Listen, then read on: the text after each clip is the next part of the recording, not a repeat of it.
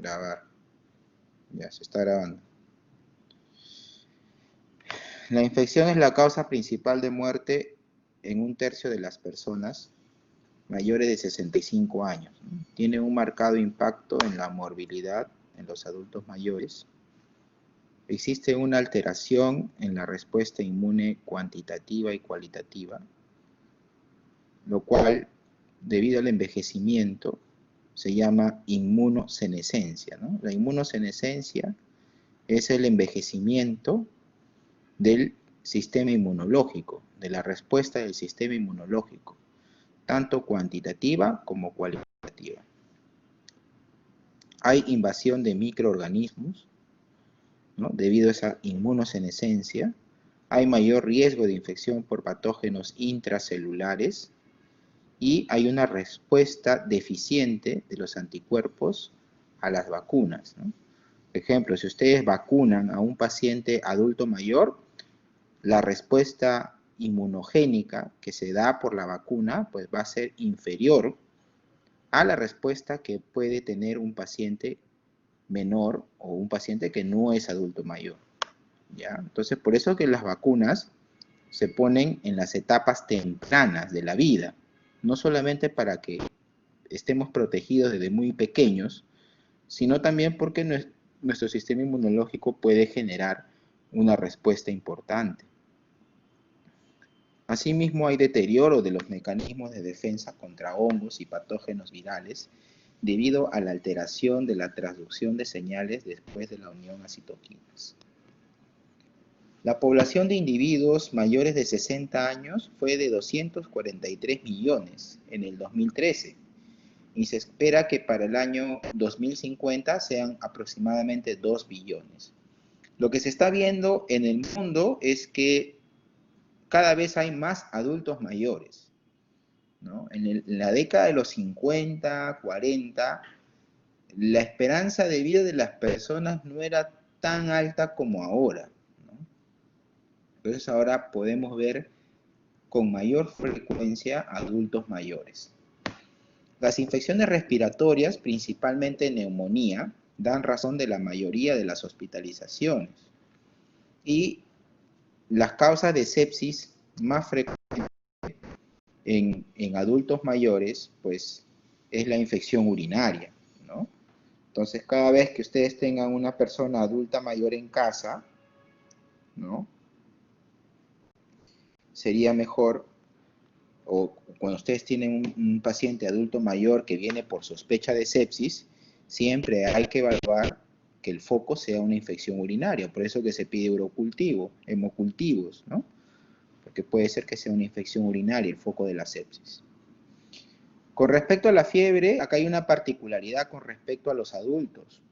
Es que los adultos mayores, en 1/3 de ellos, pueden tener un cuadro infeccioso sin fiebre, ¿no? Pueden tener un cuadro infeccioso sin fiebre. Entonces, en los adultos mayores se puede ver eso, ¿no? La disminución de la capacidad termorreguladora, así como una respuesta y producción anormal de los pirógenos endógenos, hacen de que 1 de cada 3 pacientes con sepsis no tengan fiebre. La fiebre en el adulto mayor podría ser definida como una sola toma de temperatura mayor o igual a 37.8 grados centígrados, o que las temperaturas orales repetidas sean superiores a 37.2 grados centígrados o rectal de 37.5 grados centígrados. O también podríamos ver si el paciente tiene una temperatura basal conocida, si se incrementa en 1.1 grados centígrados, también podríamos decir que el paciente se encuentra febril. Eso es en el adulto mayor, ¿ya? Por eso he puesto acá estas particularidades, porque de ahí la sepsis es la misma en la población adulta. Entonces la sepsis es una enfermedad común, mortal y costosa en todo el mundo. Común porque es una causa frecuente de hospitalización. Mortal porque ocasiona muchas pérdidas, muchas muertes. Y costosa porque, lógicamente, un paciente que tiene sepsis necesita de muchos cuidados. Necesita de repente de una unidad de cuidados intensivos, necesita de procedimientos invasivos, necesita de antibióticos, necesita de muchos exámenes. Todo eso acarrea costos al sistema de salud. Es una de las causas más comunes de muerte entre los pacientes hospitalizados en la unidad de cuidados intensivos. Difícil de diagnosticar en escenarios donde existen muchas comorbilidades y enfermedades subyacentes. O sea, es difícil diagnosticar una sepsis en un paciente que tiene falla cardíaca, que tiene insuficiencia respiratoria, que tiene un trastorno ácido-base, porque la clínica puede superponerse. Entonces ahí sí sería un problema, ¿no? Por eso que diagnosticar sepsis no es una cuestión tan sencilla como muchos creen.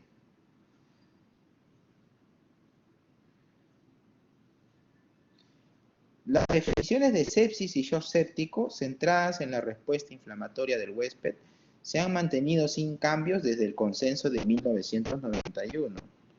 Entonces, desde el consenso de 1991 han habido algunos cambios en los conceptos de sepsis.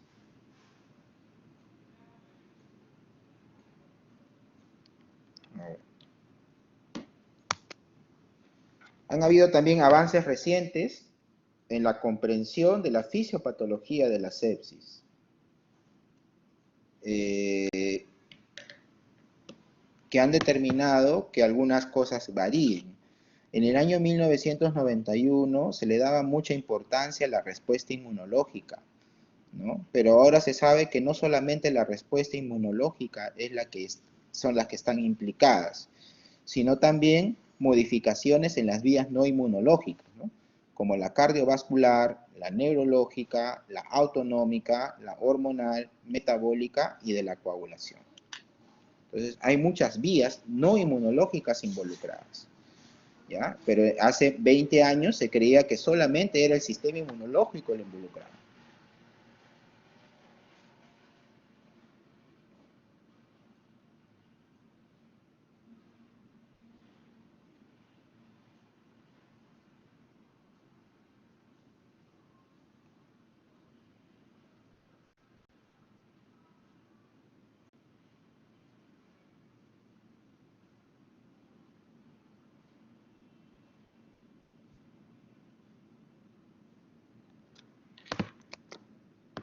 Entonces, ¿cómo es la definición de sepsis 1? La definición de sepsis 1, que justamente se dio en el consenso de 1992, le daba mucho énfasis a la respuesta sistémica a la infección, a la respuesta inmunológica a la infección. Entonces, de ahí vienen los criterios de SIRS, que es el síndrome de respuesta inflamatoria sistémica, ¿no? Que ustedes conocen como SIRS, ¿no? Ya ustedes lo deben conocer muy bien, son alumnos de quinto año, solamente voy a mencionar rápidamente, ¿no? La temperatura es muy importante, la frecuencia cardíaca, la frecuencia respiratoria, la presión arterial de CO2, si la tienen a la mano, si tienen ahí un AGA, y el hemograma, donde podemos ver el incremento de los glóbulos blancos o la disminución de estos, o si no hay ninguno de los dos, ver cómo están los neutrófilos inmaduros, que vendrían a ser los abastonados, ¿no?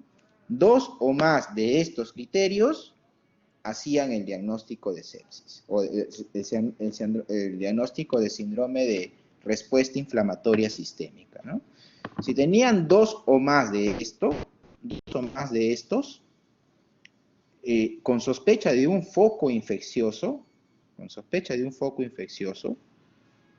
hacía el diagnóstico de sepsis, ¿no?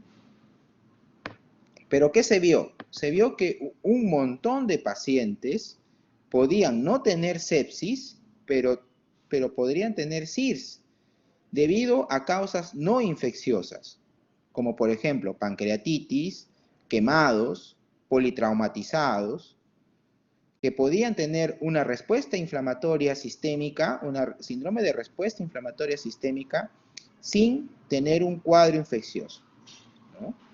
Entonces, no toda leucocitosis es sinónimo de sepsis. No toda fiebre es sinónimo de sepsis, ¿no? No toda frecuencia cardíaca mayor de 90 es sinónimo de sepsis. Entonces, yo lo traigo aquí a colación porque existen muchos errores en la práctica médica. Paciente con leucocitosis, hay que darle antibióticos, ¿no? Entonces, eso no es así. Primero evalúa por qué el paciente tiene sepsis antes de darle antibiótico. Entonces, el paciente puede tener leucocitosis porque de repente tiene una pancreatitis, o porque si de repente estás en una unidad de quemados, probablemente el paciente haga leucocitosis, haga fiebre. Y no toda leucocitosis se debe a sepsis. Entonces, eso hay que tenerlo presente. Luego van evolucionando los criterios, ¿no? Y luego el concepto de sepsis 2 lo define como un síndrome clínico caracterizado por la presencia de una infección y un síndrome de respuesta inflamatoria sistémica, y que además de eso, el paciente tendría que tener una lista de hallazgos clínicos y de laboratorio para facilitar la utilidad de los criterios para el médico de cabecera. Entonces, de pasar de evaluar 4 o 5 variables de los criterios de SIRS, se pasó a evaluar todas estas variables. Entonces, habría que ver si el paciente tiene un estado mental alterado, que ahora sabemos que los pacientes adultos mayores pueden venir con síndrome confusional o con trastorno de sensorio, ¿no? Y puede eso deberse a sepsis. Puede eso tranquilamente deberse a sepsis. Edema, elevación de la glucosa, elevación de la proteína C o niveles de procalcitonina, hipotensión, saturación venosa mixta baja, hipoxia, oliguria, trastornos de la coagulación, ilio, trombocitopenia, etc. Entonces, se agregan varias variables, ¿no? Variables clínicas y variables de laboratorio. ¿Por qué? Porque se dieron cuenta, pues, que un paciente puede tener leucocitosis y no eso ser sepsis, o puede tener fiebre y no ser eso sepsis. Y le agregan variables clínicas para discernir mejor si un paciente está séptico o no lo esté, ¿no? Entonces, eso es en el año 2001. Y en el año 2003, que es la nueva definición de sepsis, muy cuestionada por muchos especialistas, pero al fin y al cabo, me parece que es una de las mejores definiciones de sepsis que pueden haber al momento, lo define como una disfunción de órganos. O sea, lo define como una infección que causa disfunción de órganos, que amenaza la vida del paciente, causada por una respuesta no controlada del huésped a la infección. Entonces, ¿qué es lo que busca esta nueva definición? Es decir, mira, ya con los criterios de SIRS hemos fracasado. El 30% de los pacientes que tiene SIRS es un SIRS que no se debe a sepsis, se debe a otras causas. Y estamos dando mucho antibiótico a pacientes por leucocitosis, por fiebre, que no tienen más criterios de sepsis.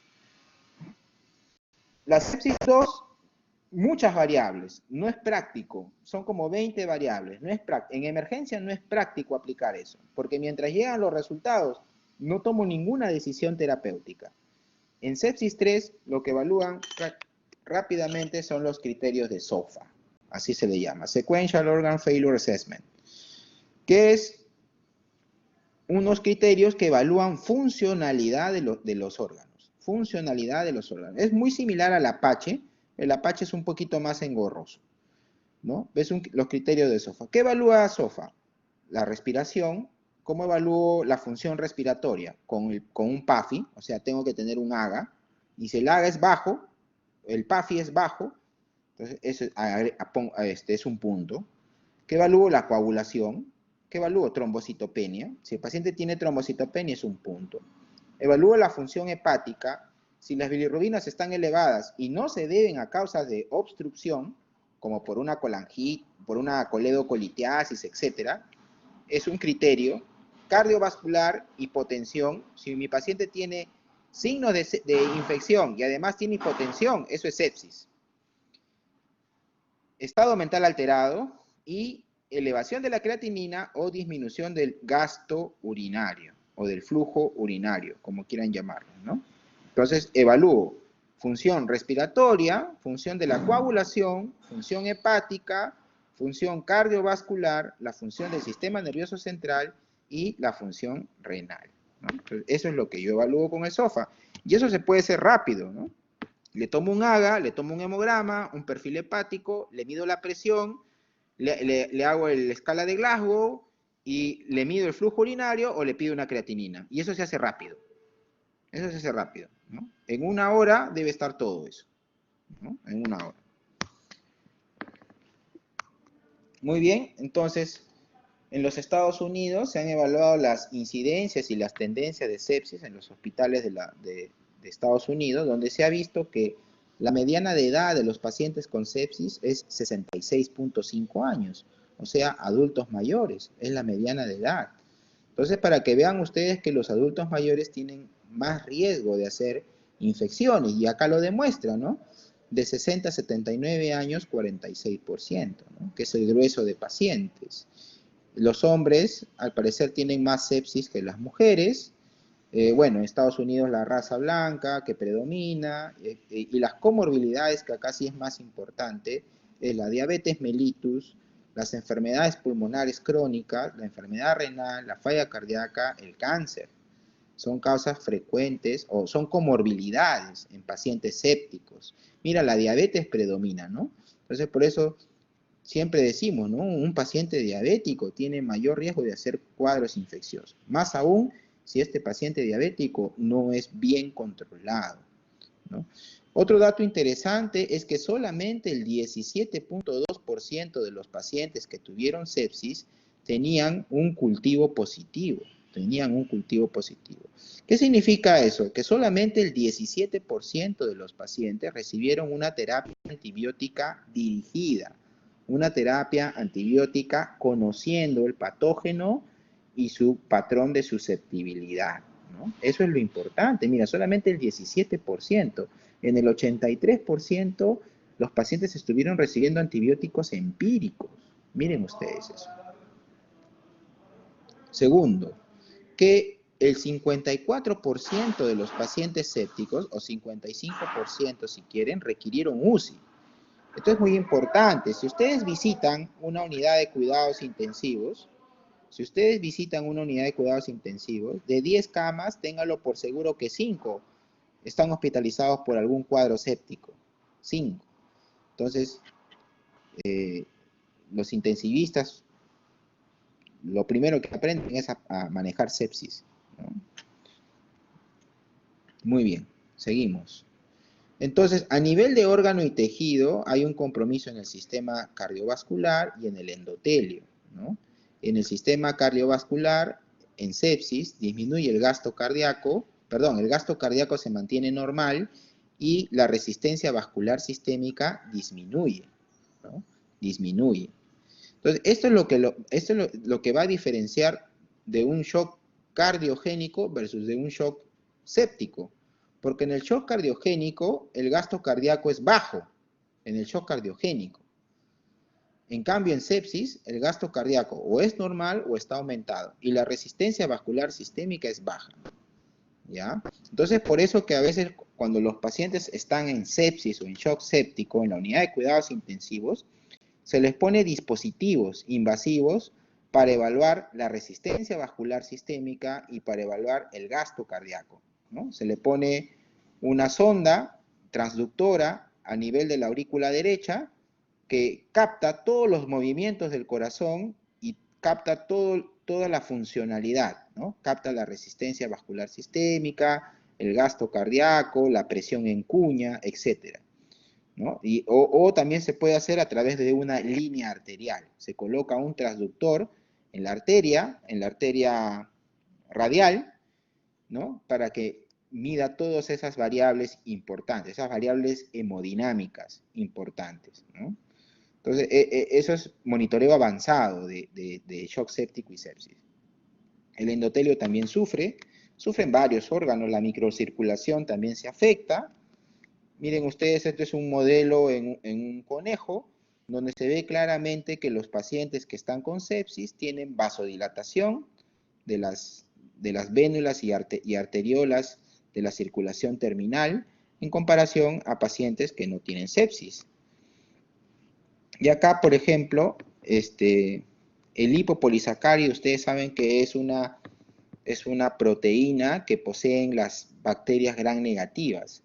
el lipopolisacárido desencadena una liberación de citoquinas en el torrente sanguíneo y estas citoquinas hacen de que las vénulas y arteriolas se dilaten, se vasodilaten. Entonces, la sangre que llega al corazón llega con una precarga disminuida,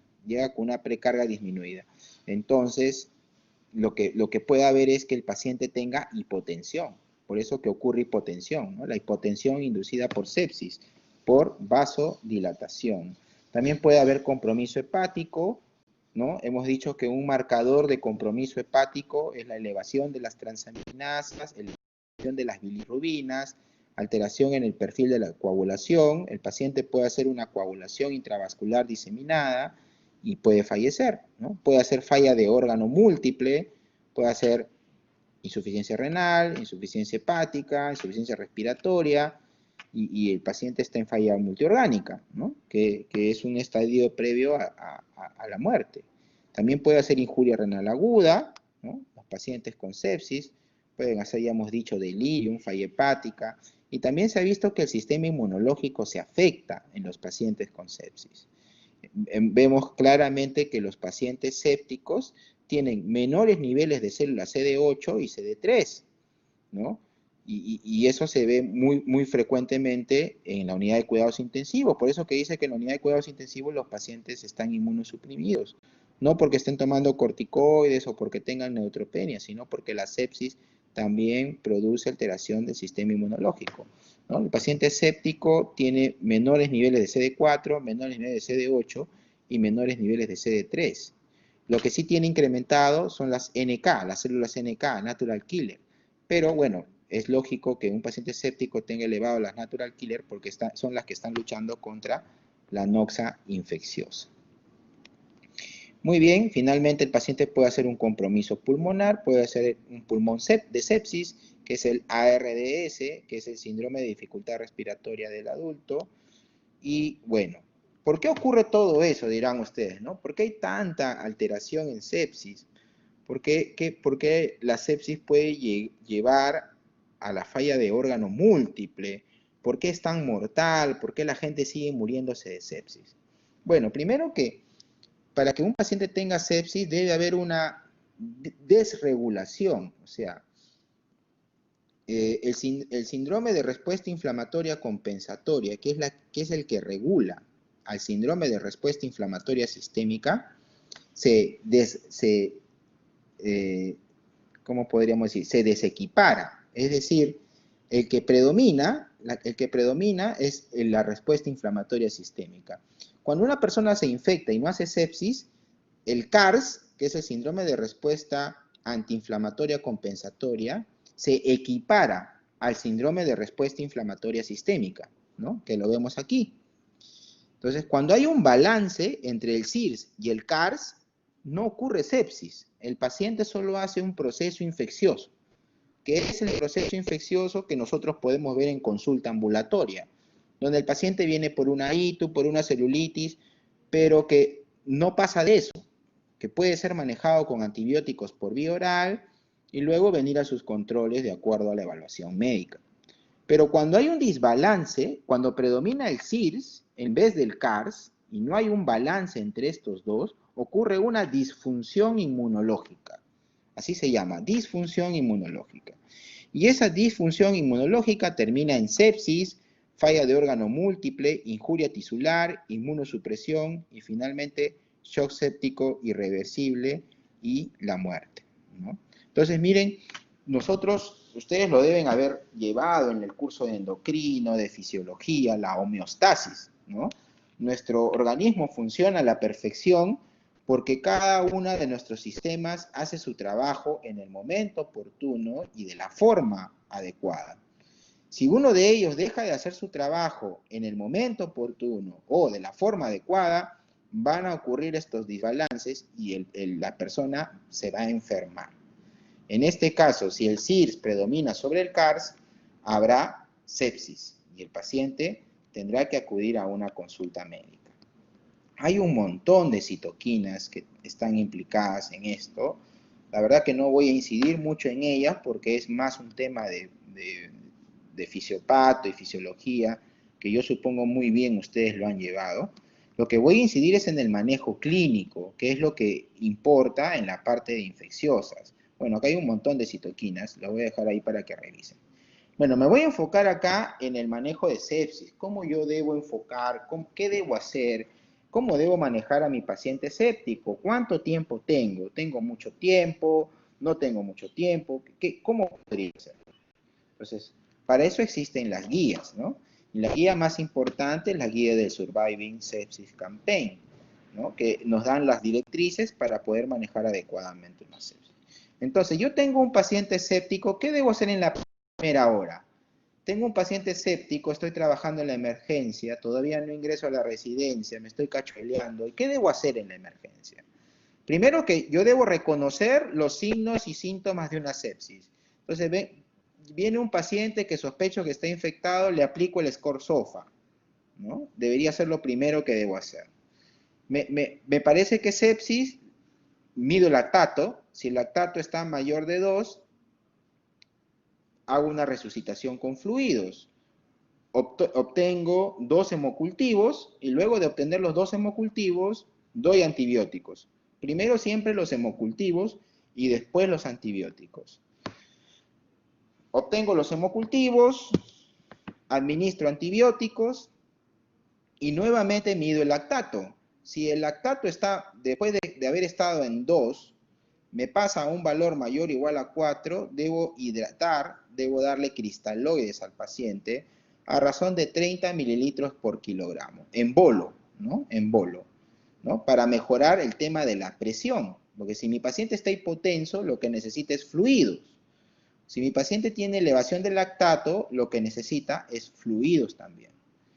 Si logro recuperar la presión de mi paciente con los fluidos, bien, lo estabilicé y monitorizo y evalúo exámenes, sigo administrando antibióticos y lo mantengo en observación.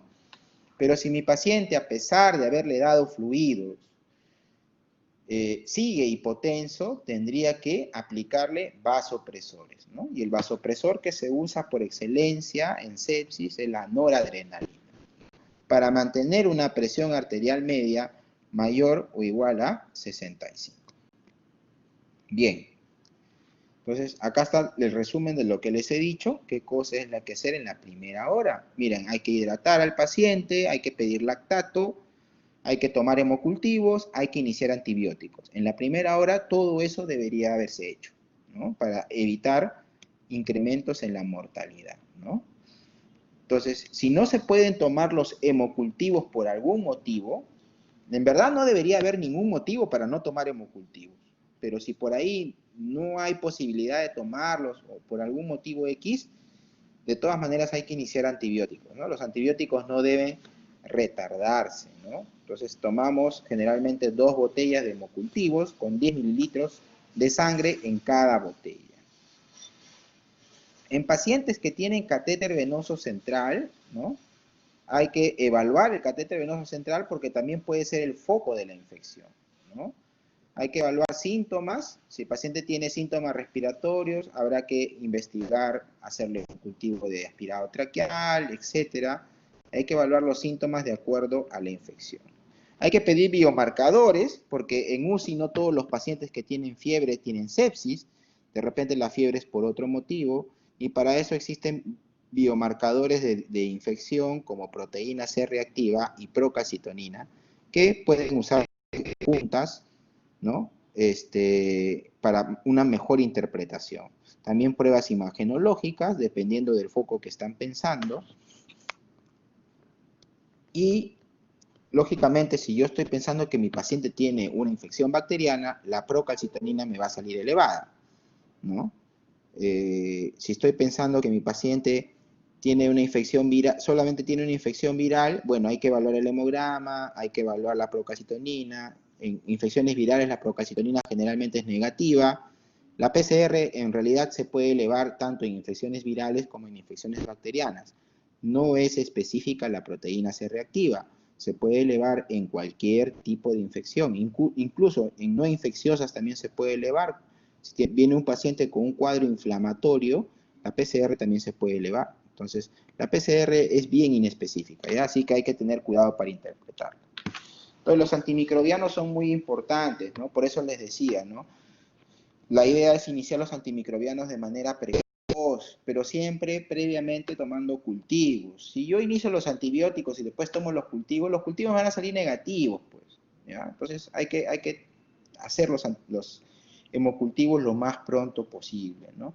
Y también otra cosa importante, que mientras más me demore en iniciar antibióticos, la mortalidad también aumentará, ¿no? Si me demoro más en iniciar antibióticos, mayor mortalidad. Hay que elegir los antibióticos de acuerdo al escenario. Si es una infección comunitaria, hay que usar antibióticos para infecciones comunitarias. Si es una infección intrahospitalaria, hay que utilizar antibióticos para infecciones intrahospitalarias. Generalmente, en infecciones intrahospitalarias, lo que queremos es cubrir pseudomonas. Cubrir Acinetobacter, porque son los gérmenes más frecuentes a nivel hospitalario.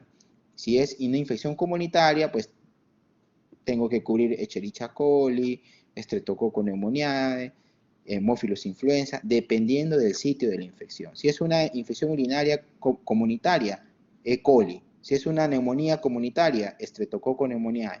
Para eso, para cubrir esos gérmenes, no necesito antibióticos de amplio espectro. Solamente necesito antibióticos para infecciones comunitarias, ceftriaxona, quinolonas, cefalosporinas de segunda, macrólidos, etc. ¿Ya? Entonces, a un paciente que viene de su casa no le voy a dar meropenem, no le voy a dar vancomicina, porque eso sería uso irracional de antibióticos, ¿ya? Muy bien, ya hemos hablado de la resucitación con fluidos, que es muy importante. Ya saben ustedes que si su paciente no responde a fluidos, hay que darle vasoactivos. El vasoactivo por excelencia es noradrenalina, es lo que más se usa.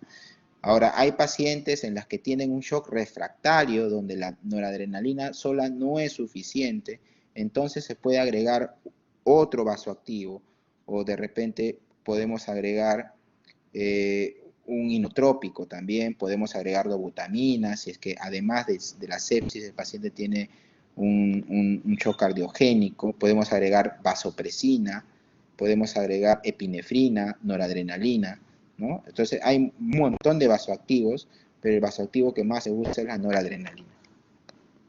¿Ya? Hay que controlar el foco de infección. Si es un paciente que necesita operarse, hay que mandarlo a sala de operaciones. Los antibióticos solos no hacen su trabajo. Si hay una colección, hay que drenarlo. ¿Ya? No esperen que el antibiótico solo haga todo. El antibiótico no es una bala mágica. El antibiótico es una parte importante del manejo de sepsis. Pero si hay que drenar, hay que interconsultar a cirugía para que vaya y lo drene. Si hay que operar, hay que sacar algo que está necrosado en el abdomen, hay que sacarlo. Porque el antibiótico no hace milagros, chicos. Entonces, eso de que déjale el antibiótico, que esto, que manténlo, que no sé qué, no, hay que ponerse fuerte y no, doctor, mi paciente tiene una peritonitis, tienen que entrar a operarlo, tiene que lavar el peritoneo. Se va a morir si es que usted cree que con solo el antibiótico el paciente se va a recuperar. A ver, un momentito.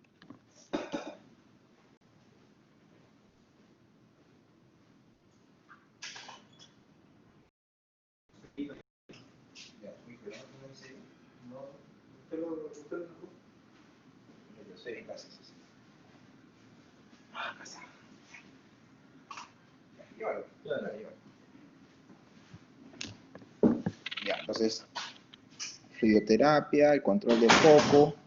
Acá están los vasoactivos. Noradrenalina es el más recomendado. Y bueno, esto es los objetivos de la sepsis, ¿no? Cuando yo tengo un paciente con sepsis, tengo que monitorizar la presión venosa central, que tiene que estar entre 8 a 12 milímetros de mercurio. Si está en menos de 8, significa que necesita fluidos. Le puedo dar cristaloides o coloides. Tengo que monitorizar la presión arterial media. Si está en menos de 65, necesito vasoactivos. Si está en más de 90, no necesito más, lo mantengo. ¿Qué más necesito? Monitorizar la saturación venosa central mixta. Si está en menos de 70, de repente necesito transfusión de sangre, de paquetes globulares. Si no, lo mantengo así como está. Y finalmente, si estabilizo a mi paciente monitorizando estos parámetros, acá falta el parámetro del flujo urinario, que lo tengo que mantener a un valor mayor o igual a 0.5 cc kilo hora de flujo urinario. Si mantengo estas constantes estables y administro antibióticos, hago control de foco, mi paciente va a evolucionar favorablemente y finalmente le voy a tener que dar de alta de la UCI para que complete su manejo en hospitalización.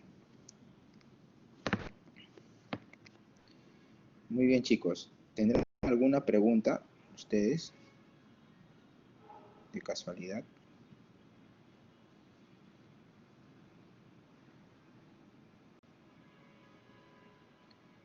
Ilan, te escucho. Doctor, una cosa. Al principio había mencionado de que se utilizaba más que todo el SOFA para lo que era un diagnóstico de sepsis, pero en el caso de personas mayores, no de por sí la presencia de la fiebre que por sí quita un criterio de lo que es de SOFA, así que podría que ser que pueda tener lo que es sepsis y al mismo tiempo no cumplir de todos los criterios de lo que está establecido en el sepsis 3. No, pero el criterio de SOFA no incluye fiebre. A la temperatura mayor de 38. No, ese es criterio de SIRS.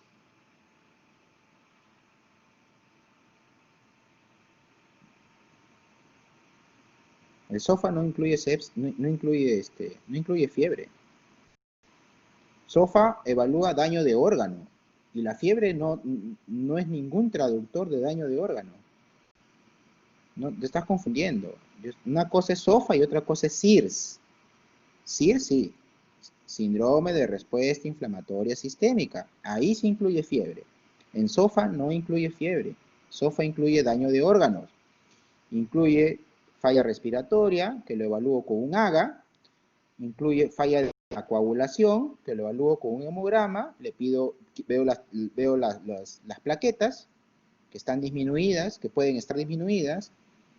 El SOFA evalúa función renal, que puede ser la creatinina o el flujo urinario, ¿no?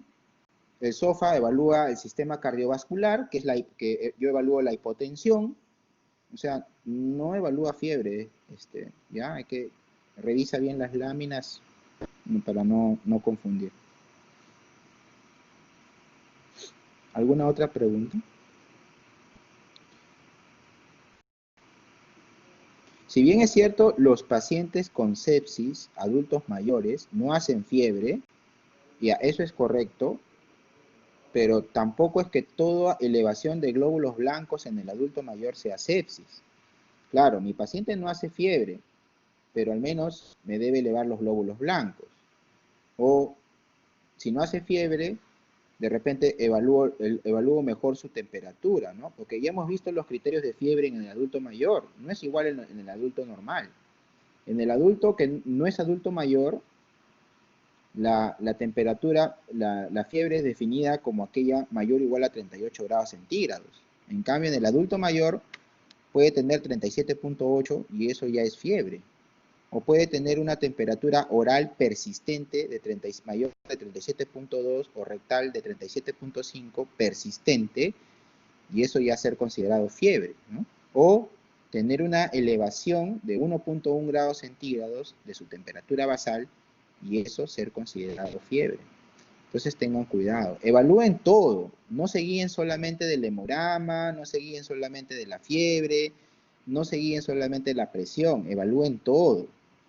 Porque ustedes dicen, doctor me dijo que hipotensión es un signo de sepsis, pero el paciente de repente tiene una valvulopatía aórtica, y claro, pues vino por hipotensión porque tiene una vegetación en la válvula aórtica, y por eso tiene hipotensión, porque es de origen cardiovascular, no es porque sea un origen séptico.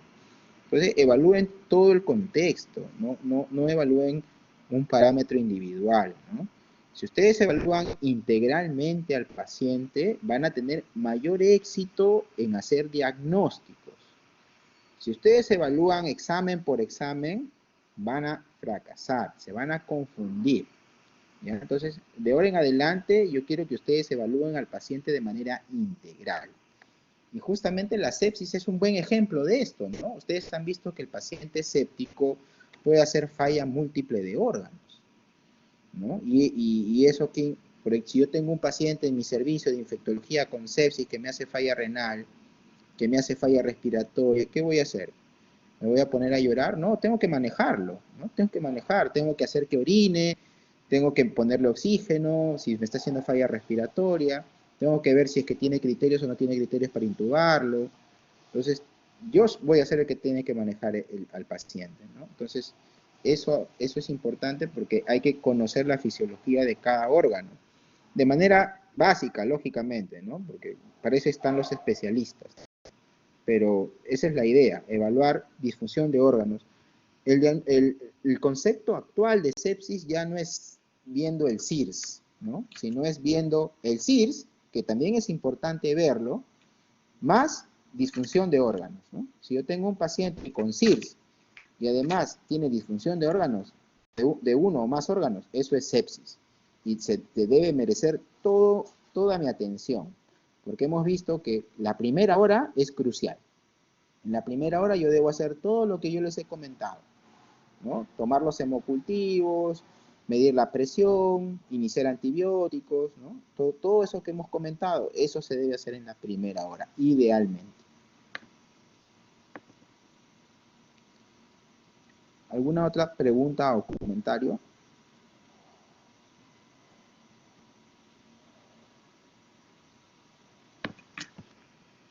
Bien, chicos, yo creo que la clase ya se grabó, se está grabando, entonces terminamos. Ya, listo, gracias, nos vemos.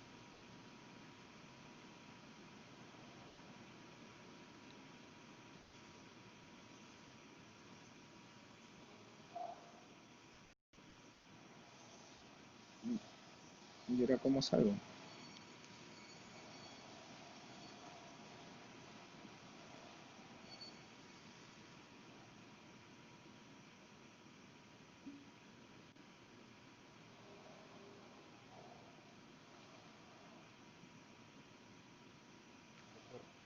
Arriba a la izquierda hay tres líneas. Chicos, ¿cómo puedo salir de aquí? ¿Me escucha? ¿Alguien sabe?